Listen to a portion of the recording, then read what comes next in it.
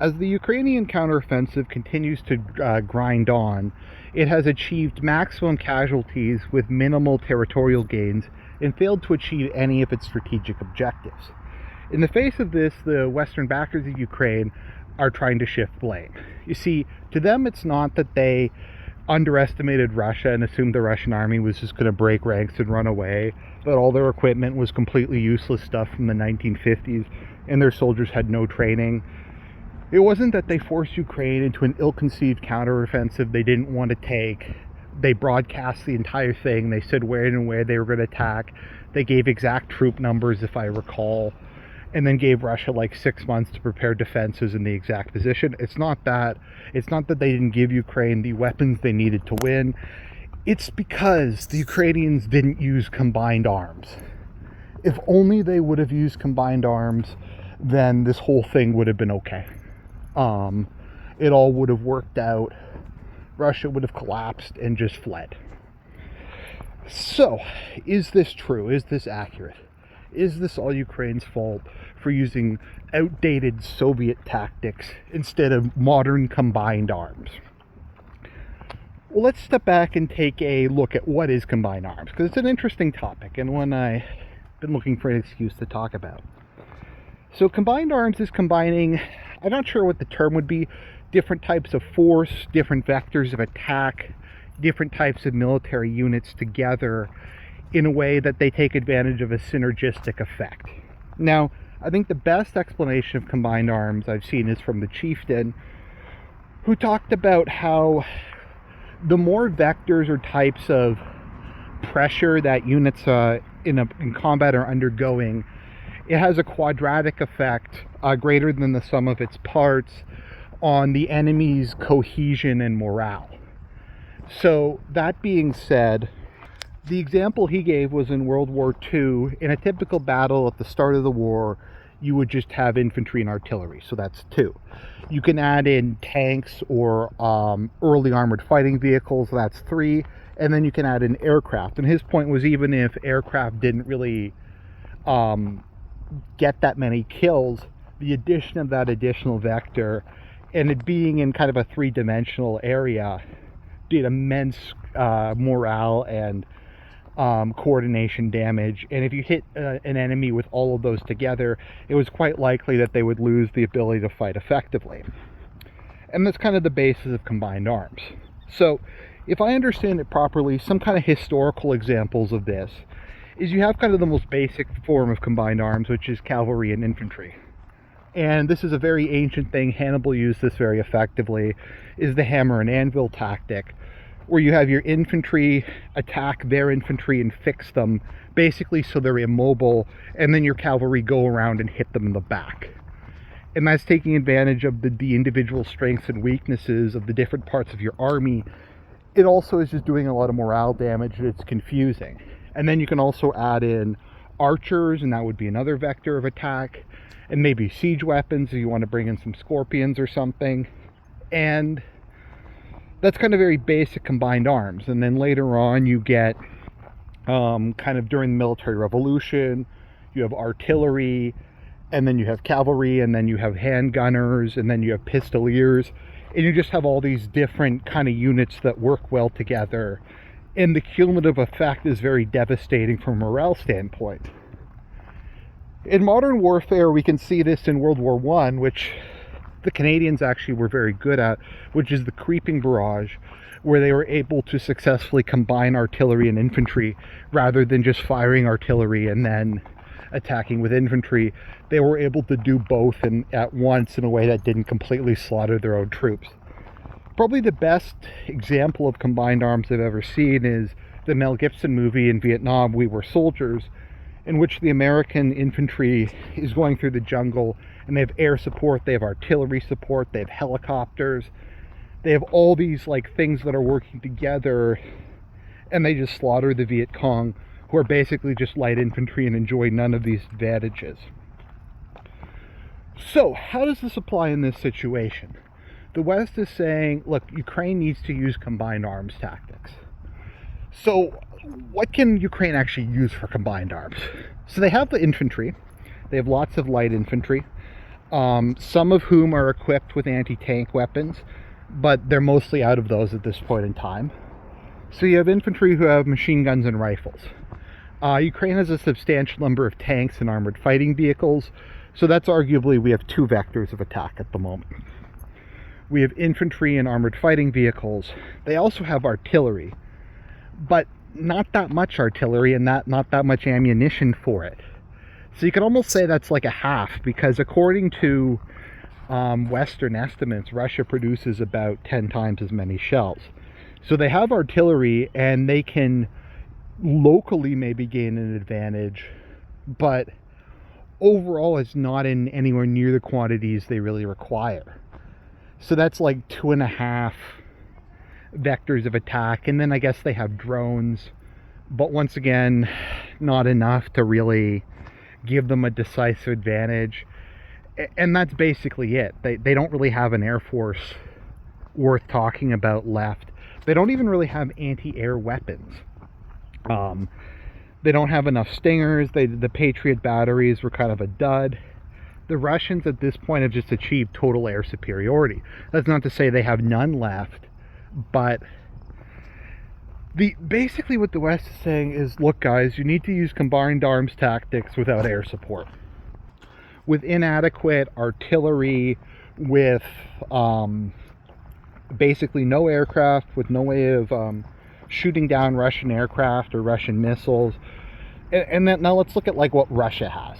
Okay, they have infantry, they have minefields, they have way more artillery, they have cruise missiles, which they're able to use en masse. Ukraine has some, but nowhere near as many.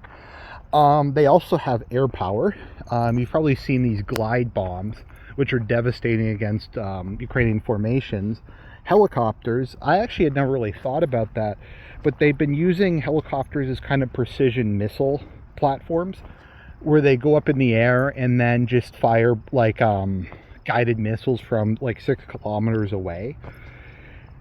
And they've got all this stuff, and the expectation is like, guys, you have to use combined arms. It's like, how are you supposed to use combined arms without aircraft? You just have to. You just have to call it combined arms. I guess if Ukraine had just said like, okay, the combined arms is just going to be tanks and infantry with a sprinkling of artillery and some drones, then that would have been combined arms, and that would have worked out. Even though the Russian advantage in mines and artillery basically wipes that out, and the ability of the Russian Air Force and the Russian cruise missiles to just basically fire at whatever they want also makes the whole thing pretty difficult, because they can blow up supply lines and stuff like that. And so that's the situation that they're in at the moment. They're like, look guys, you got to use combined arms. It's like, are you going to give us the F-16s? No. Maybe you're going to get like, I think the current guess is you're going to get 6 pilots trained on the F-16s by next year sometime. So we're not really going to give you, because I think Ukraine blew through all the old Soviet stocks they were given from their the Eastern European members of NATO, but they don't really have an air force anymore, and Russia's air force is mostly intact. They didn't really lose very much of it. There's also the whole issue that Russia has probably the best anti-air missiles on Earth. There's different combat doctrines between the West and the East. Russia's, generally speaking, focused more on using its air force as being a ground support role, and I guess kind of more defensively, whereas the Western powers tend to use it as a much more prevalent part of their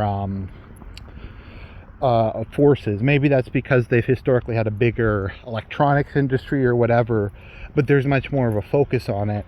And so the Soviets invested very heavily into anti-air missiles because they were relatively cheaper, and they had a large advantage in terms of artillery, tanks, and ground firepower.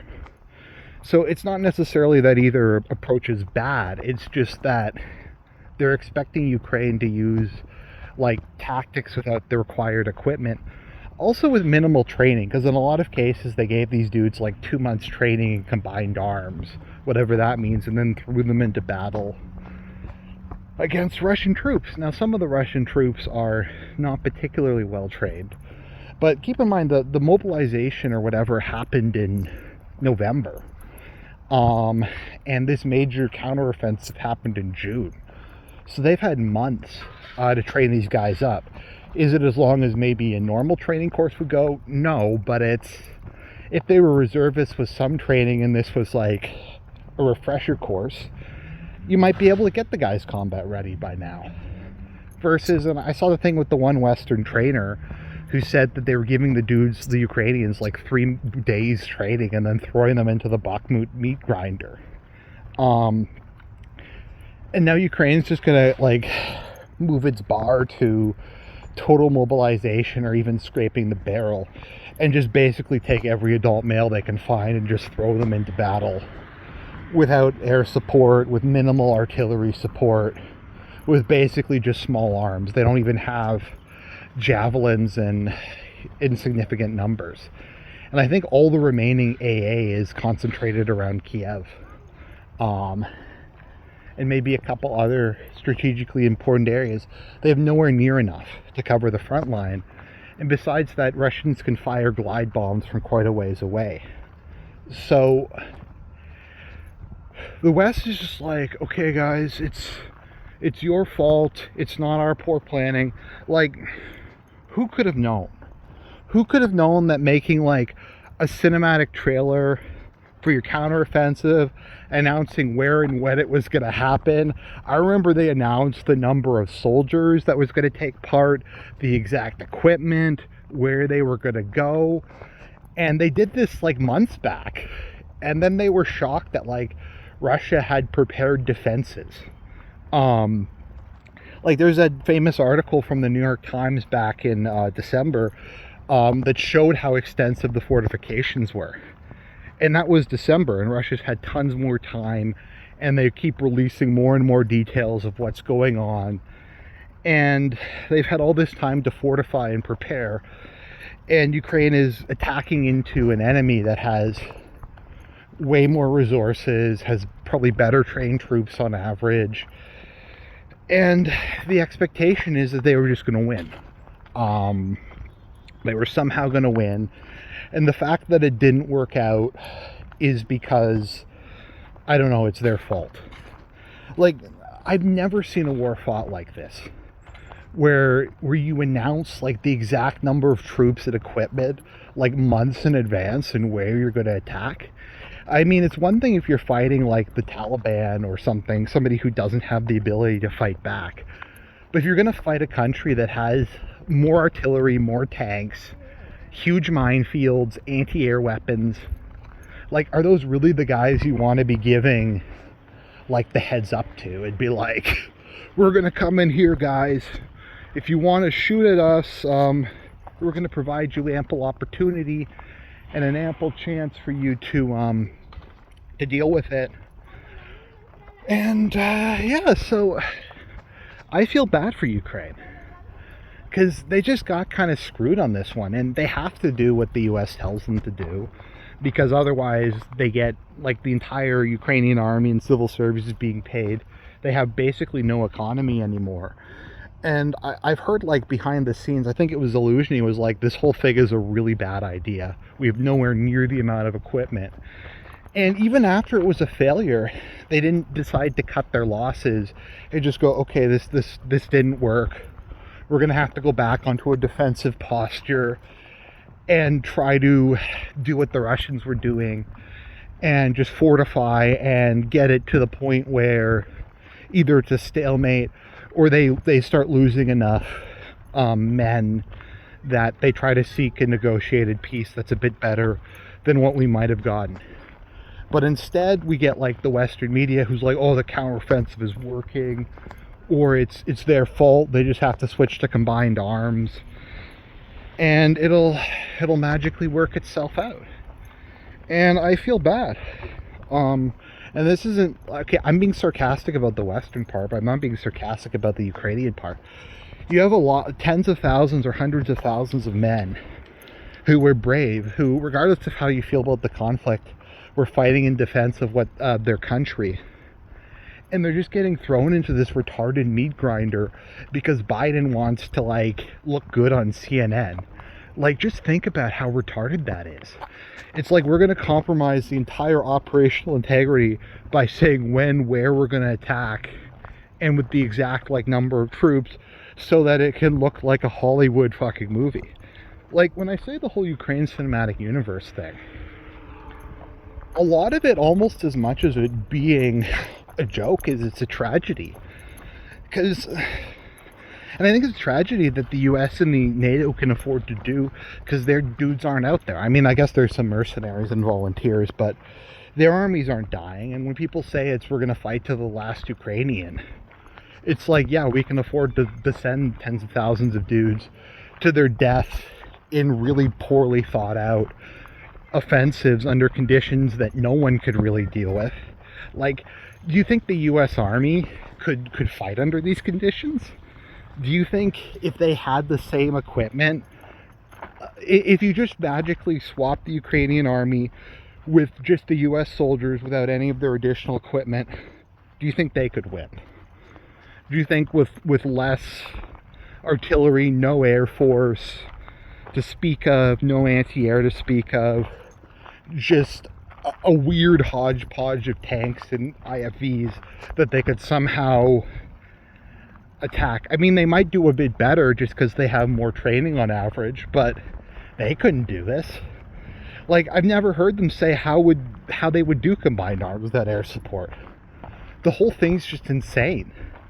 And once again, like I said, I feel bad for the Ukrainians, because a lot of them signed up for the right reasons, because they wanted to defend their homeland against a foreign invader, and they're just being told, fuck you, it's your fault. It reminds me, it's a scene in a lot of movies. You had it in Gettysburg, you had it in Paths of Glory, and in a couple other movies where the men attack and they get pushed back, and they're immensely brave, but their incompetent commander is just blaming them for what's their fault, for sending them into a situation that they never should have been in. And it's just kind of a waste. It is very much like World War I, where you're just attacking into a situation you have no business being in. So those are my thoughts on the matter. And that's the combined arms. If they just switch to combined arms with no air support, the whole thing would somehow work itself out. That's the story we're going to go with to avoid any blame or responsibility. Anyways, guys, God bless. Hopefully this conflict will come to an end soon. I'll talk to you guys later.